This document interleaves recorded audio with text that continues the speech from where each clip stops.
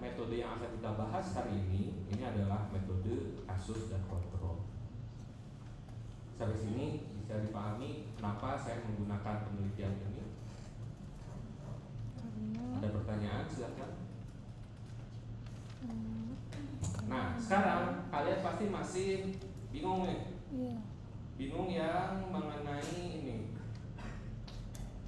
Ya, mengenai kasus kontrolnya. Ini di metode di sini ada kasus kontrol. Maksudnya apa sih kasus kontrol? Ini kita akan bahas. Kenapa dia pakai rekam medis? Kenapa dia paling sering digunakan? Ya. Lalu kemudian kenapa sih ada kelompok kasus? Jumlah kasus dan juga ada kelompok kontrol. Ini ciri khas dari kasus kontrol. Lalu kemudian di sini ada faktor prediksi ya dan seterusnya, dan didapatkan ada odds ratio. Apa itu odds ratio? Ada yang masih ingat kuliah aktif zaman dulu ketika ukuran asosiasi? Bukan zaman dulu, tahun lalu. Ada yang tahu ukuran asosiasi? Ada yang tahu? Kekuatan hubungan antara sebab dan akibat. Jadi kalau judul penelitian kalian mengenai hubungan, itu pasti ada ukuran asosiasi. Gak mungkin tidak. Pasti harus ada ukuran asosiasi. Kalau penelitian kalian judulnya tentang gambaran, itu gak ada ukuran asosiasi. Silakan, ada pertanyaan. Mungkin kalian ada yang punya ide tentang judul penelitian kalian. Kemarin dari kelas B ada yang sudah bawa 4 judul penelitian. Hebat banget. Hebat. Ya. Udah bawa 4 judul, udah diskusi dengan dosennya. Iya, udah diskusi dengan dosen. Saya udah diskusi sama Bunda.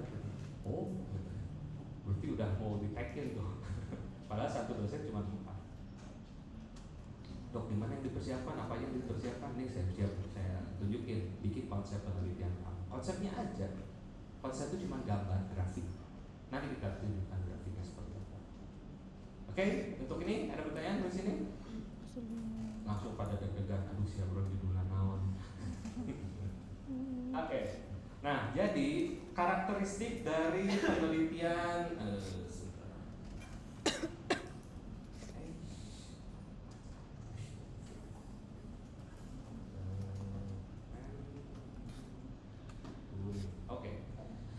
karakteristik dari penelitian kasus kontrol itu adalah sifatnya yang observasional. Apa lawan kata observasional jenis penelitiannya deh? Apa? Gak usah takut salah. Bagus ya. Eksperimen. Artinya kita tidak memberikan perlakuan di dalam kelompok kita. Emang bisa itu rekam medis kamu kasih perlakuan? Ya enggak lah, kertas. Orangnya udah pulang, betul tidak? Orangnya udah pulang, rekam medisnya masih di rumah sakit. Ya, dia tipenya observasional, tidak memberikan perlakuan, ke manusia, tidak juga memberikan perlakuan ke hewan. Itulah sebabnya kenapa tidak pernah mungkin ada penelitian kasus kontrol di hewan. Penelitian kasus kontrol itu adalah observasional dan selalu di manusia. Pertanyaan saya, kalau penelitian kasus kontrol menggunakan rekam medis, sampel penelitiannya manusia atau rekam medis? Manusia.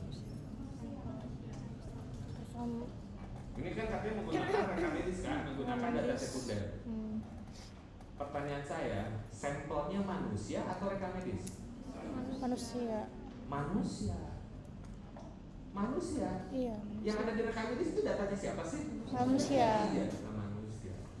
Jadi sampelnya tetap manusia, meskipun kita tuliskan di sini menggunakan data sekunder berupa rekam medis. Jadi kalian jangan bingung nanti ini sampelnya kena kertas atau manusia? Manusia, tetap manusia. Bisa dipahami ke sini?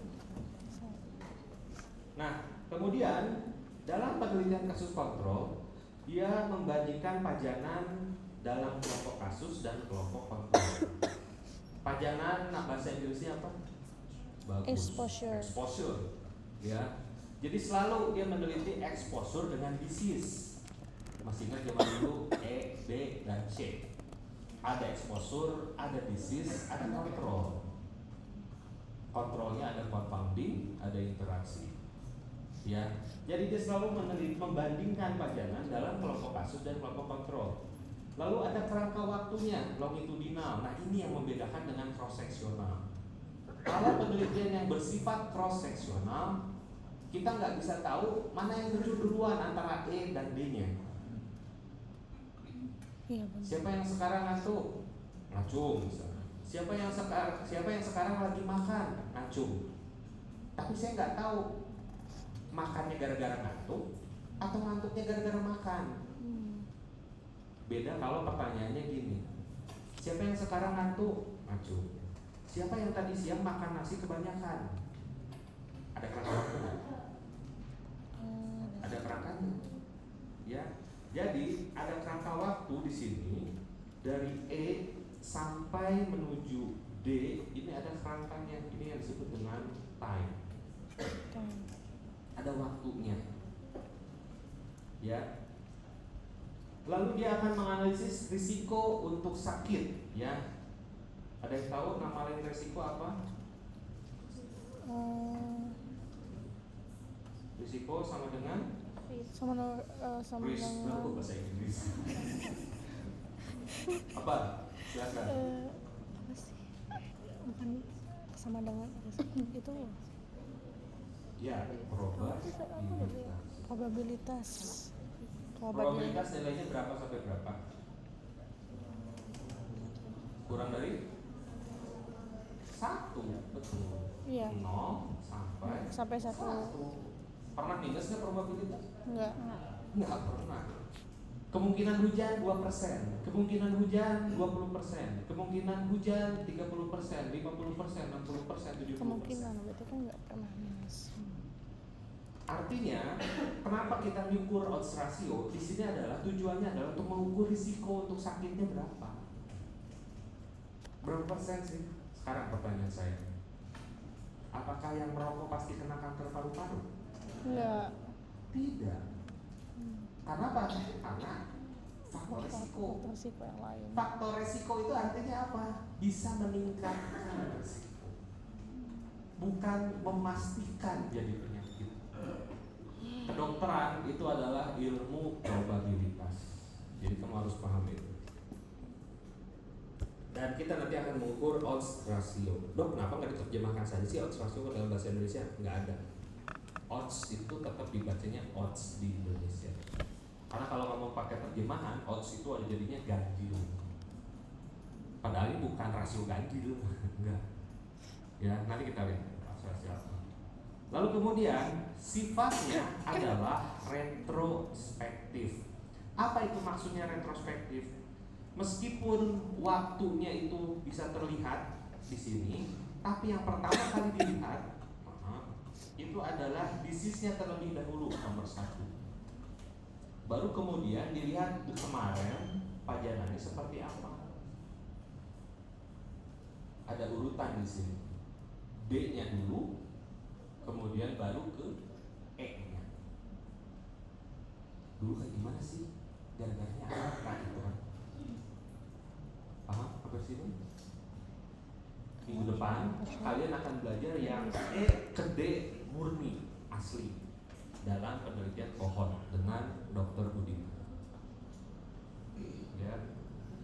Nah, dia yang biostatnya itu kalian pada jelek.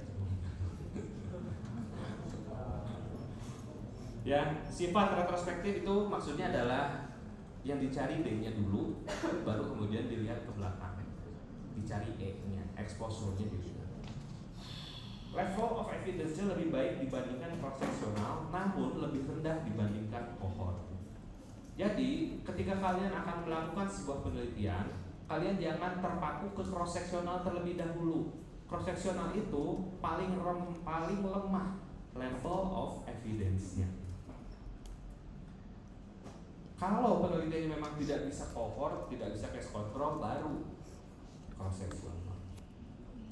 Nggak ada jalan lain. Ya. Apa itu level of evidence? Ada yang tahu? Level up. Buktinya. Jadi kekuatan hasil penelitian itu dibuat dalam level of evidence. Ya. Lalu kemudian dia ideal untuk mempelajari kasus yang jarang terjadi. Jadi sampelnya lebih kecil dibandingkan cohort.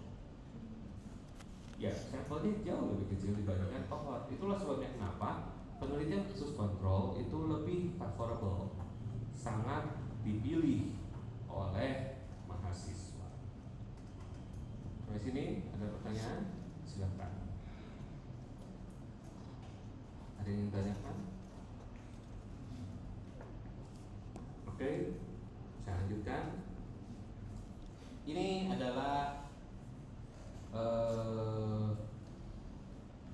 prosedur penelitian yang dilakukan dari judul perforasi appendix yang tadi. Jadi kalau kita lihat di sini, ya, ada populasi sumber di sini. Sumbernya itu adalah rekam medis, ya. Dan lalu kemudian berdasarkan definisi tadi, dia membandingkan pajangan di kelompok kasus dan kelompok kontrol.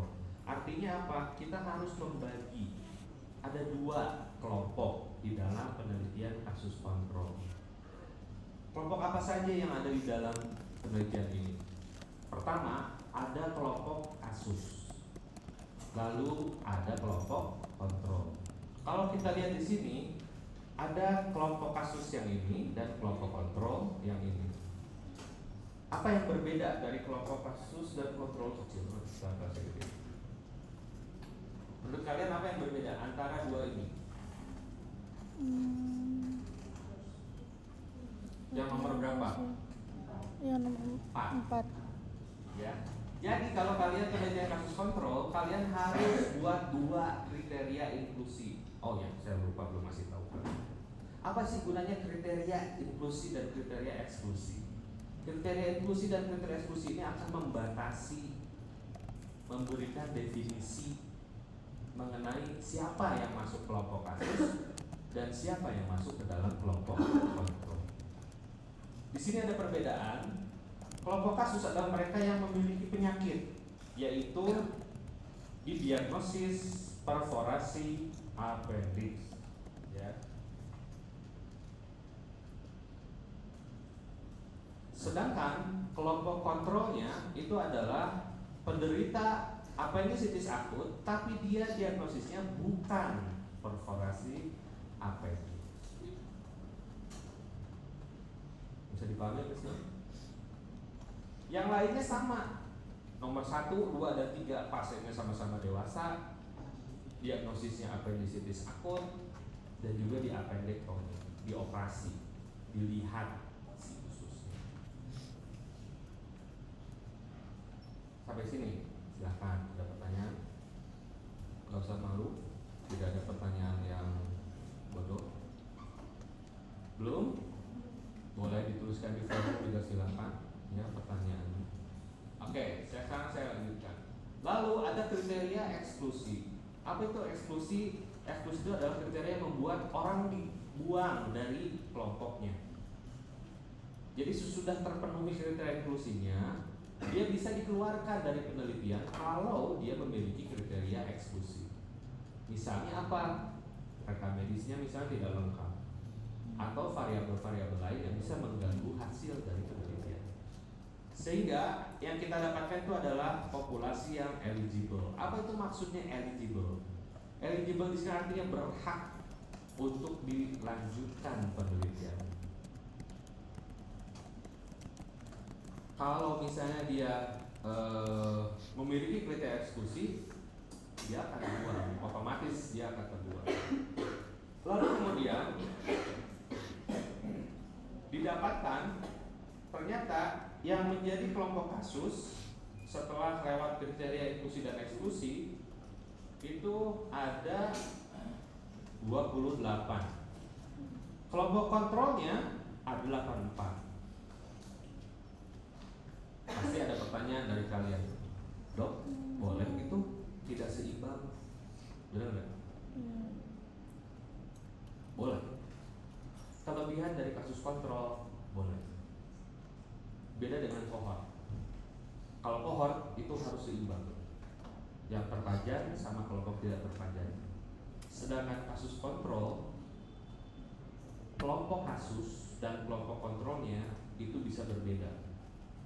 Lebih sedikit kelompok kasusnya, lebih akurat hasilnya. Lihat yang paling bawah, ideal untuk mempelajari kasus yang jarang terjadi. Artinya kelompok kasusnya pasti lebih sedikit dibandingkan kontrolnya. Bisa dipahami Presiden? Nah, lalu kemudian disampling dan dilihat faktor-faktor resikonya, mulai dari usianya, jenis kelaminnya, pendidikan terakhir, kelas rawat, bagian, antibiotik, dan seterusnya. Dilihat mana sih yang paling berpengaruh terhadap terjadinya perforasi appendix. Jadi kalau kita lihat di sini, yang atas ini adalah kelompok disease.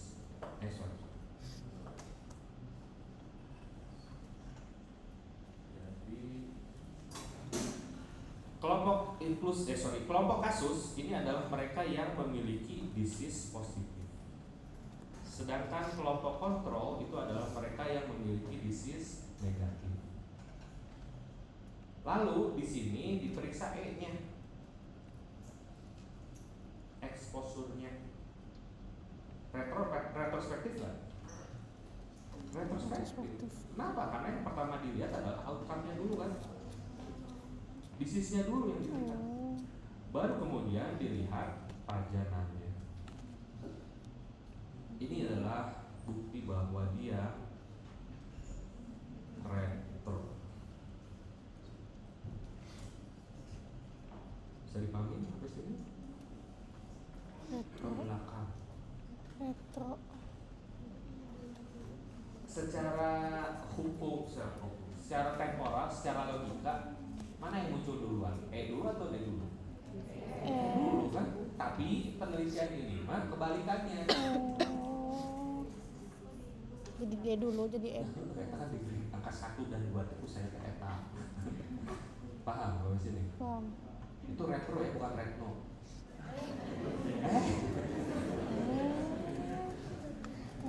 Paham di sini?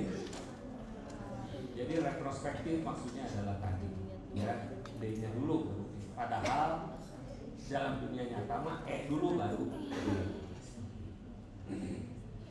Terus ini bisa dikutip? Bisa. Ada pertanyaan silakan. Nggak usah takut. Nggak usah takut. Ada pertanyaan? Saya senang banget kalau kalian ada yang nanya teh. Rasanya teh saya orang paling kaya di dunia. Karena kalian benar-benar menaruh perhatian gitu dan ingin tahu. Itu benar-benar kepuasan bagi saya pribadi ya. Saya pribadi saya senang banget kalau kalian ada. Ada lagi? Ada pertanyaan? Silakan sebelum saya lanjutkan. Jadi secara garis besar seperti inilah kasus kontrol. Ya. Nah, ini mengulang. Jadi langkah penelitiannya itu adalah menentukan dulu definisi kelompok kasus dan kelompok kontrol. Lewat tadi kriteria inklusi, kriteria eksklusi. Ya. Lalu kemudian tentukan definisi terkena pajanan, jenis kelamin, usia, kadar leukosit, suhu badan dan seterusnya itu harus dinilai. Ya. Gimana cara menilainya? Lalu yang ketiga terakhir itu adalah bagaimana resikonya. Gimana resikonya untuk jadi kasus apabila dia memiliki pajanan? Kalau punya pajanan itu resikonya seperti apa? Besar atau tidak? Ya. Kelompok kasus ini merupakan kelompok yang sakit, bisa baru atau kronis. Dia representatif dari populasi, bisa berdasarkan insidensi atau prevalensi. Jadi perbandingan 2884-nya ini, ya, perbandingan yang ini kalau perbandingannya rasio C, ya, sorry.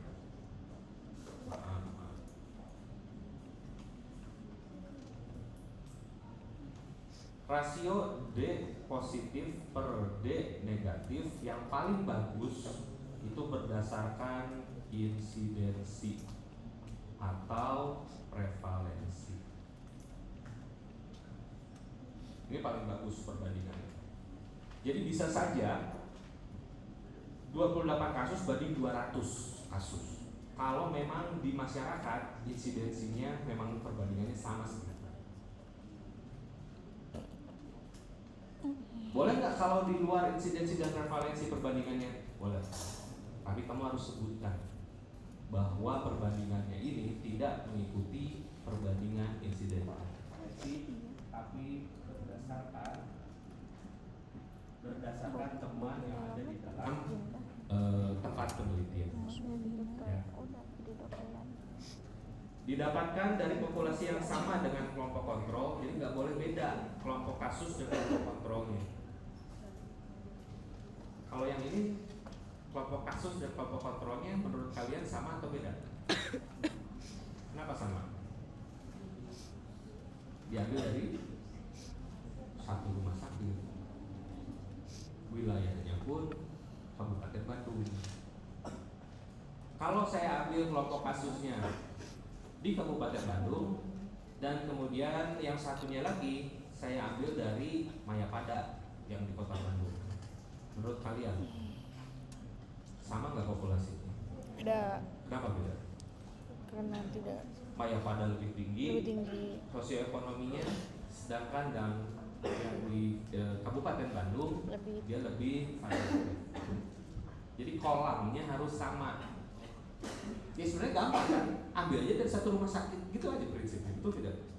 Itulah sebabnya kenapa dia jadi favorit.